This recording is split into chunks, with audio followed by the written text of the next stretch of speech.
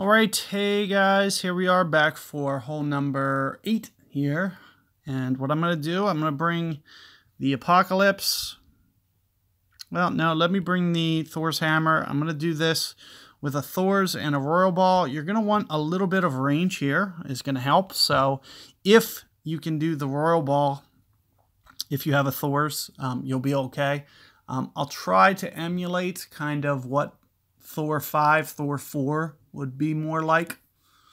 So I'll try to only use, 6-ish bars of topspin just so you can kind of assume that you're, if you have a Thor 5, Thor 4, you're still going to be able to copy this shot. So here you can see the wind is very much pointed straight in your face.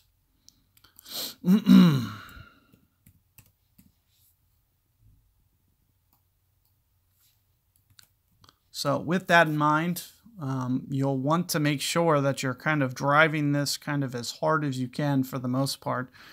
It's going to probably bump through this rough. So I'm assuming more or less that's kind of what my opponent is going to do here, is you're just trying to essentially hit a rough bump into that open fairway up there. So this is going to have the added risk of potentially winding up in the rough, so you probably do want to make sure that you have a Nirvana just in case you need it.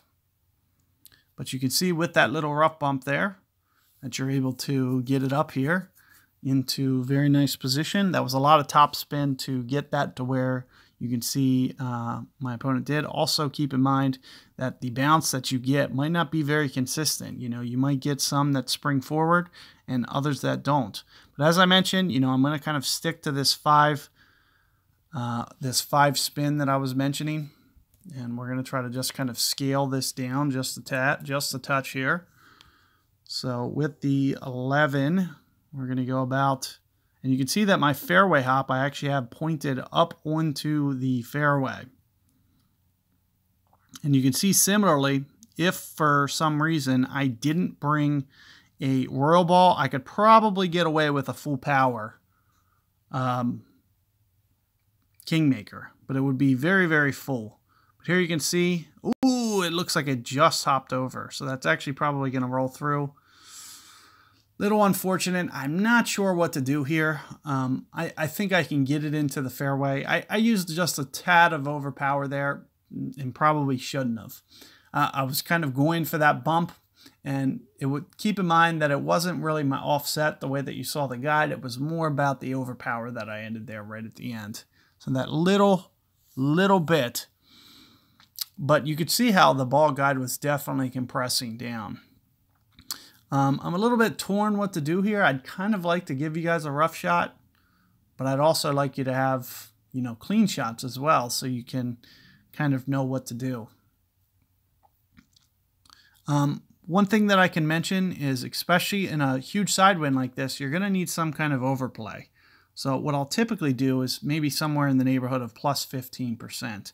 So what we'll probably see here is my opponent missed towards the right, and let's just say hypothetically he got behind the hole. There's no way that was going to come back towards the hole. It was going to deflect right. So what you'll see is most guys, they under adjust.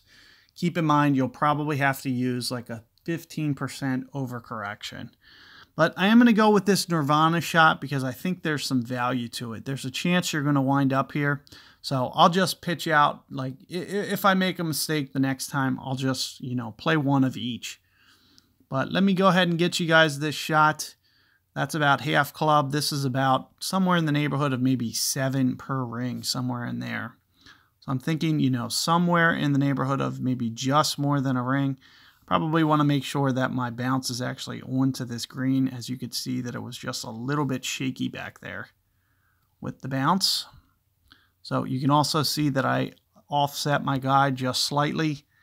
I don't have enough time to quite get this off the way that I wanted, but let's just see how this comes in. Looks pretty good. Also, I wanted to be able to show you guys where I was aiming, but you could see my ring adjustment at least, and you could see that from that position I used about, I had a little bit of offset that I wanted to make sure that I was factoring in wind effect, and then I went a ring and a half. So right at about 7 per ring there is about spot on. But good luck with that 8th hole, guys, and I will catch you guys on hole 9 coming up.